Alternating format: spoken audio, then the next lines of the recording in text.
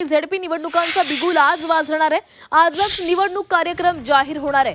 दुपारी 4 वाजता निवडणूक आयोगाची पत्रकार परिषद होणार आहे।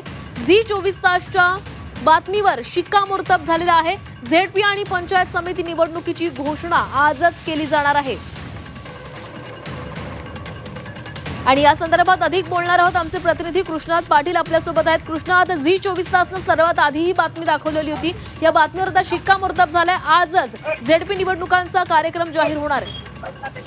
जिल्हा परिषदेच्या निवडणुका आणि पंचायत समितीच्या निवडणुकांची तारीख ही आपण सांगितली गेली होती आजच जाहीर होणार म्हणून, आणि त्या निवडणुकांचा कार्यक्रम जाहीर करण्यासाठीची पत्रकार परिषद राज्य निवडणूक आयोगाच्या वतीनं आज 4 वाजता सह्याद्री अतिथीगृहावर बोलवण्यात आलेली आहे।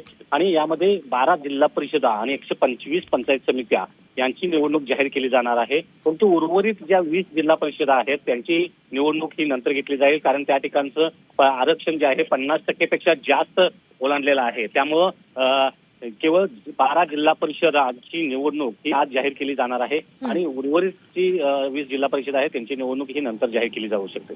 नक्कीच धन्यवाद कृष्णा दिलेल्या सविस्तर माहितीसाठी।